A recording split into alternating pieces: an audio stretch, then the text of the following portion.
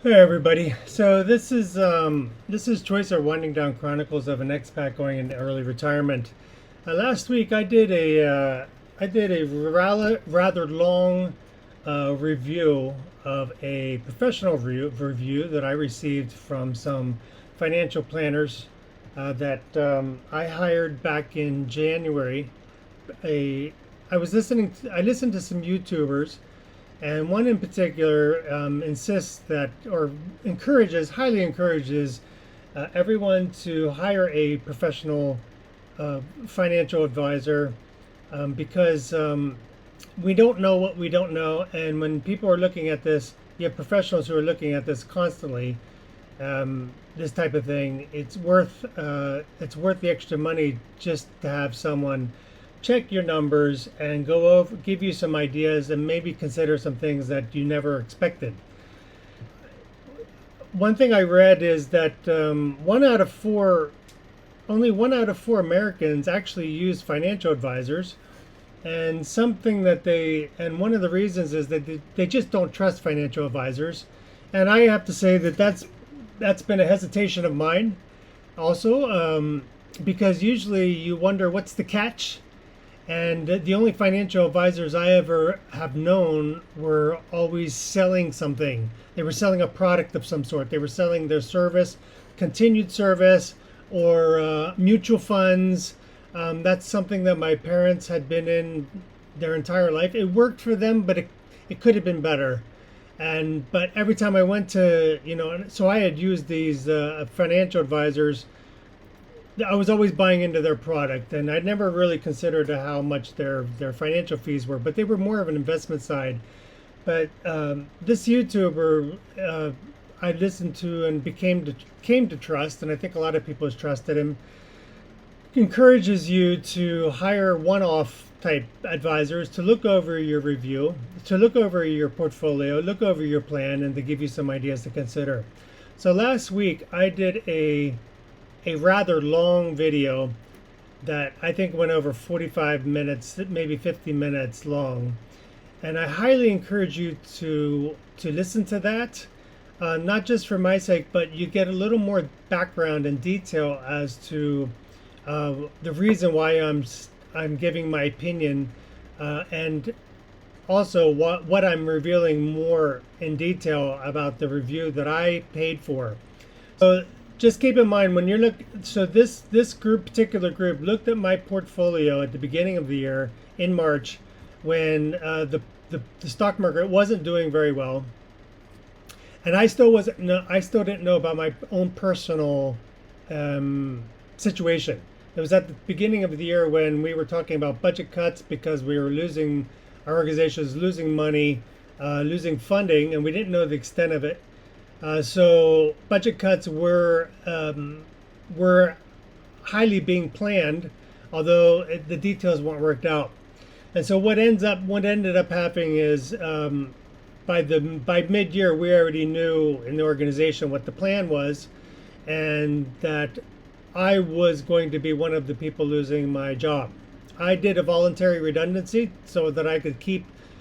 So my three of my staff, it was either me or three of my staff in my department that would lose jobs because of I'm higher paid, and it would be 2 or 3 staff to equal my salary. So I didn't want anybody to lose a job, and then so I volunteered my position to save theirs. And they have families, they have young families. I have dependents also, but I would have felt very terrible about taking someone's job just to save my own tail. So anyway, this was very good timing for me to have an overview, a professional overview by a professional company when the market wasn't very good, when my portfolio was not doing very well. So what I thought would be useful is I want to encourage you to consider getting a professional perspective on your plan, on your portfolio, because this group did give me some ideas on things I didn't think about, and it was a relatively painless. I provided them with information, my portfolio, my questions, my ideas, and my tentative plan at the beginning of March, and then they reviewed it before they met with me, and then 45 minutes. We had a 45-minute to an hour online call where they went over their plan, went over their ideas, went over their comments and criticism of my my portfolio.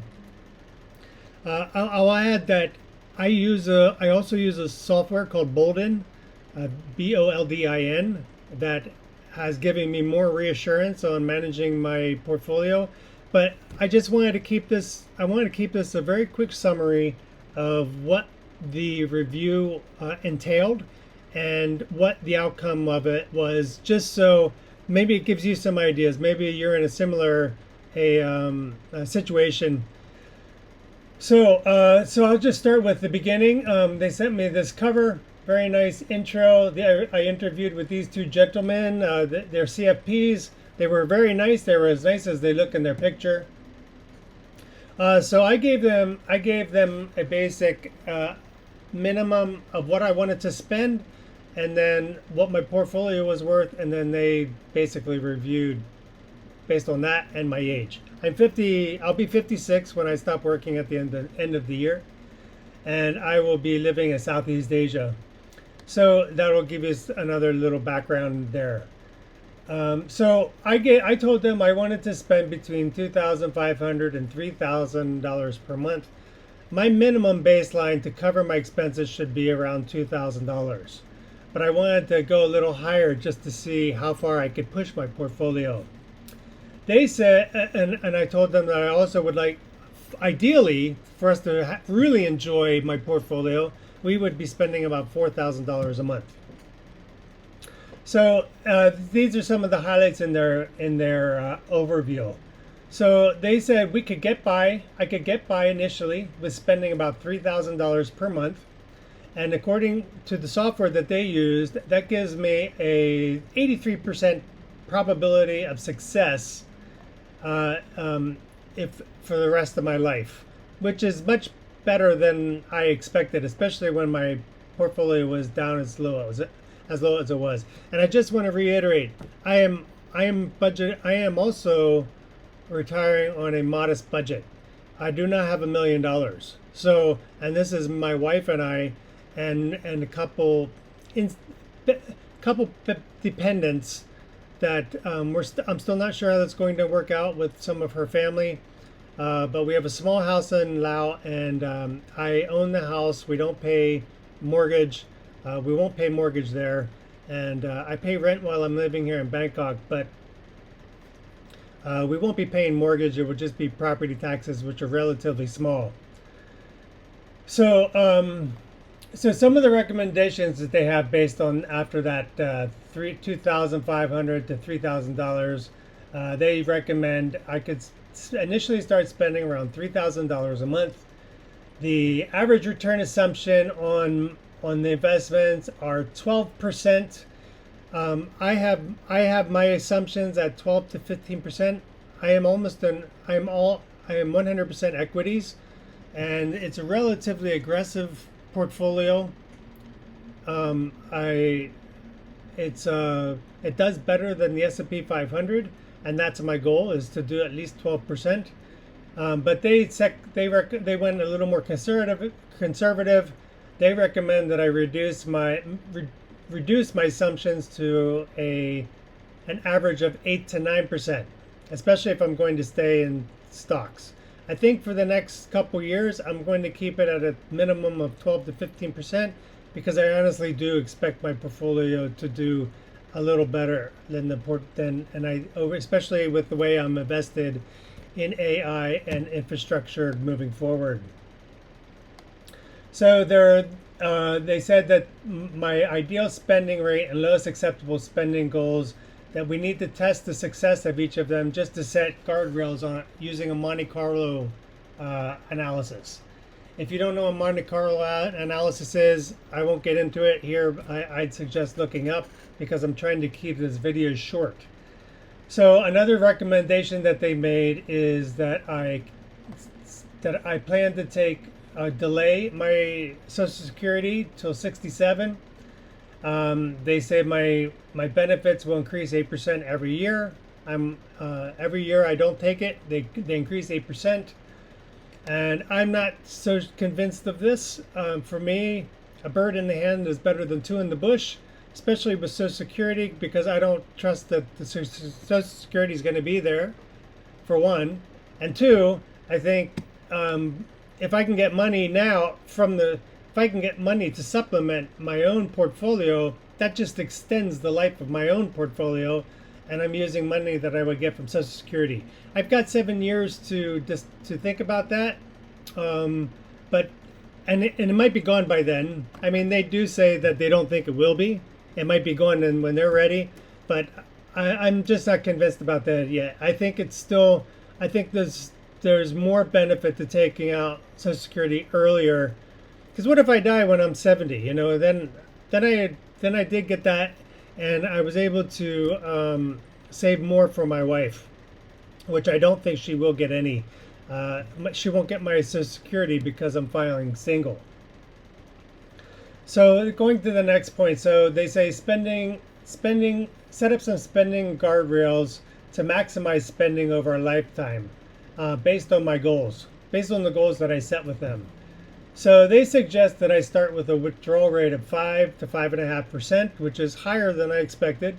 There is a 4% rule that you probably have heard about if you do know, watch a lot of personal finance videos. There is a 4% rule. They suggest I start out with 5.5%, and I think that's because probably most retirees they end up being too conservative in the beginning of their retirement, and they end up with a ton of money at the end of their life, which ends up being going to dependence.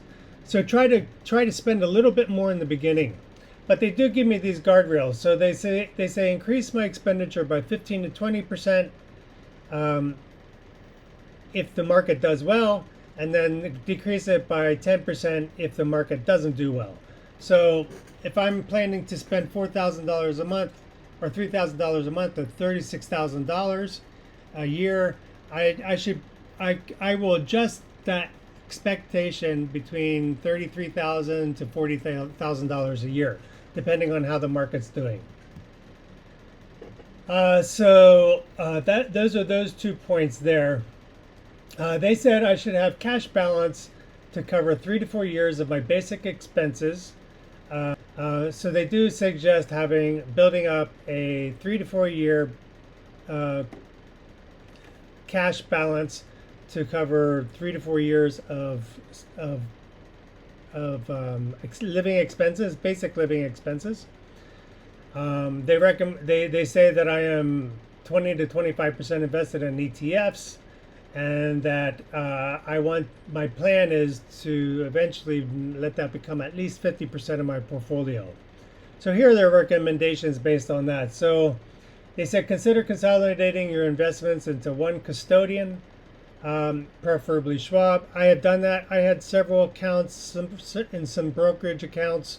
I had several accounts active, and I ended up consolidating my finances into 2 brokerages instead of 4 or 5 I had at the time, to simplify it for my executor if I do pass even tomorrow. And then they say keep your short-term bucket to 1 to 2 years of desired spending cash. So that would be a minimum of $60,000 to $80,000 that I should have ready, and then here they have 72,000, and then I keep that in a high yield savings account, which is not really possible here in Thailand. So that's not really what I get paid. I'm going to keep in Thai baht because I don't want to get caught in any exchange conversion losses, foreign exchange rate losses. Here's another recommendation. They say build up your medium-term bucket to 3 to 5 years. So that would be my second bucket.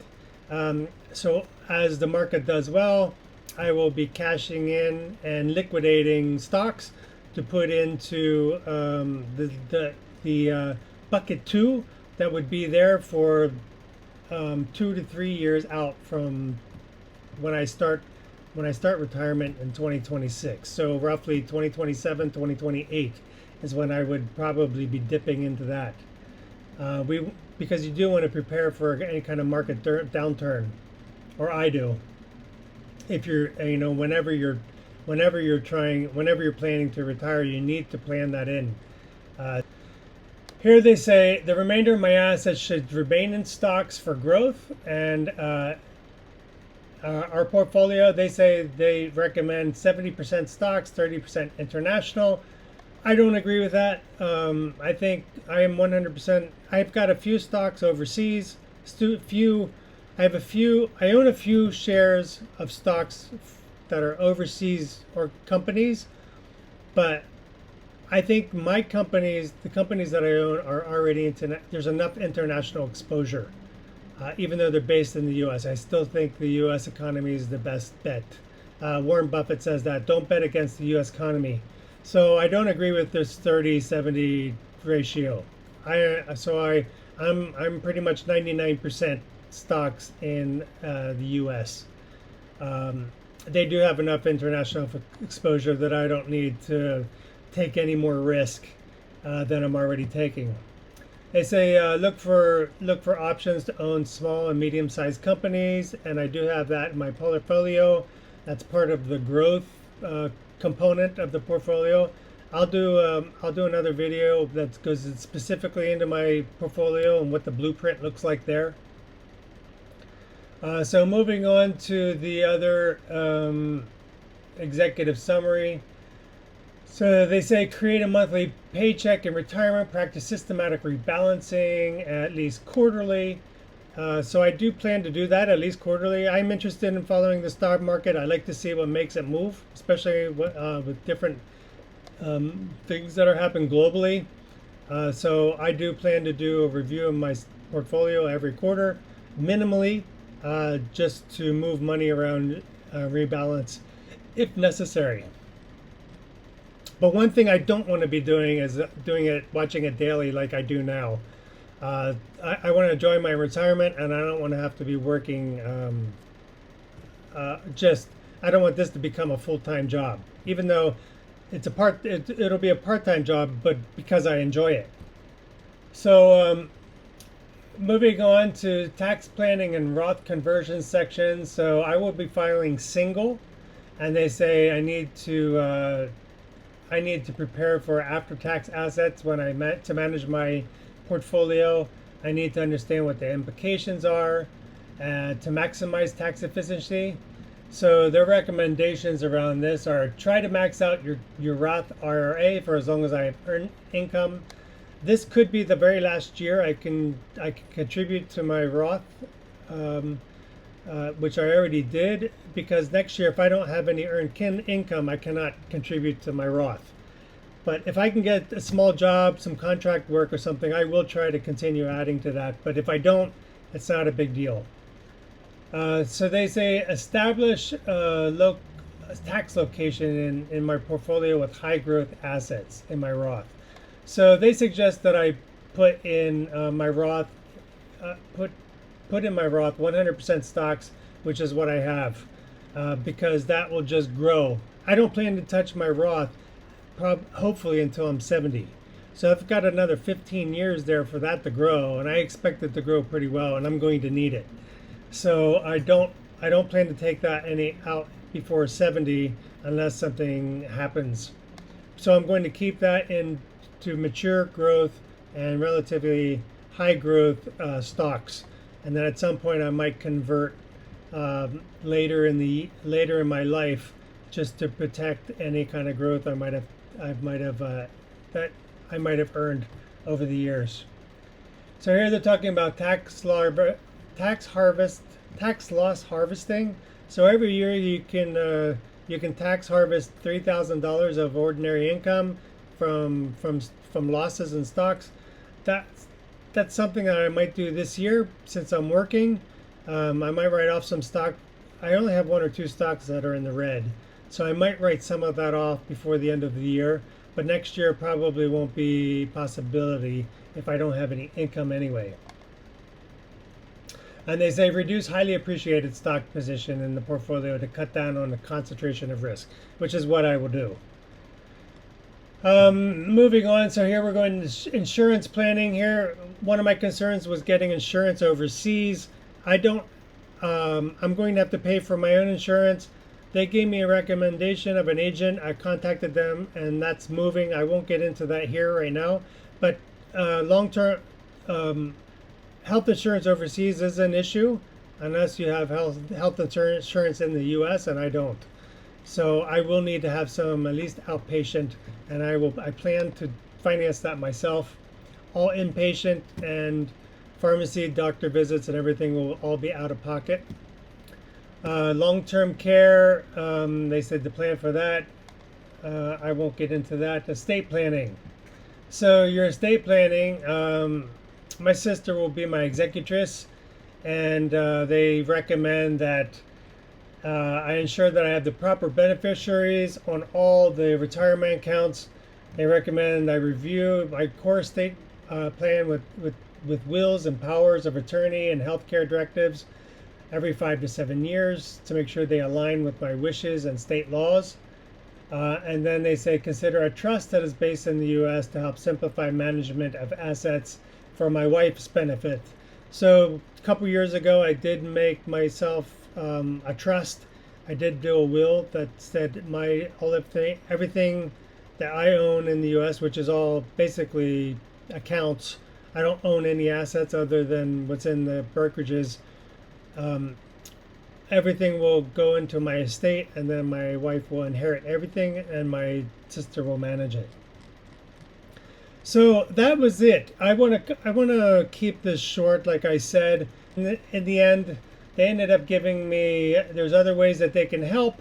So that was a one-off relationship. I plan to use these guys again, when I'm closer to retirement in January, because I'm going to probably invest in the more expensive financial plan. It's $3,600 a year, and there's a lot more. I think this is very worth it. This is because this is a very small portion of my portfolio that I need to make sure I get this right.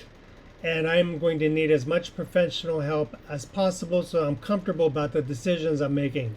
I don't have to agree with everything they said, but I do want to listen to them, and I do want that guidance, especially through the first couple years, because it might not be that important if the stock market does well, but if we go into a bad situation with the economy and my portfolio is tanking or something, I'm going to need someone there to hold my hand and walk me through the process just to give me some reassurance. So that was $300 right there, and I think I really highly recommend you do that. I did use a free consultation with a company that I didn't pay for anything up front. They just give me analysis of my portfolio, and this was back in May, so it was 2 months later, and my portfolio changed, of course, after the stock market jumped. And theirs was more of a marketing type approach. They did a pretty good analysis of my portfolio, but it was pretty general, and they spent the rest of the time basically telling me, trying to sell me some of their own products. But it was interesting nonetheless. They gave me this graph just so that I can compare myself to what their recommendations would be. Again, if you look at this graph here, this is my geographic exposure, my portfolio in blue compared to theirs in orange. So I am predominantly in North America, some Central America, and Europe. They also prescribe to the 30-70 ratio of 30% international, and I just don't. I don't see any reason for that.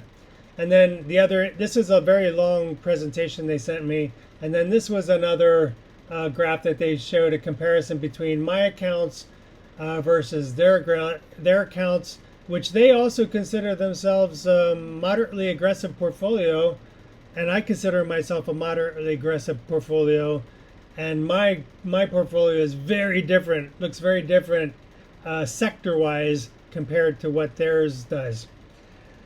So you're not gonna agree on everything, but it is worth understanding, getting that perspective from a professional. So I'm going to end that there before this gets a little too long. Thanks for joining me. I hope this was clear. Leave me some questions in the comments below. What you think of this? Was it worth it? Did you use a financial advisor? And if not, why don't you use a financial advisor? But I do recommend the guys that I used in this one. I believe they're called Defining Wealth. So thanks everybody. Thanks for joining me on this. And in the meantime, God bless and take it slow.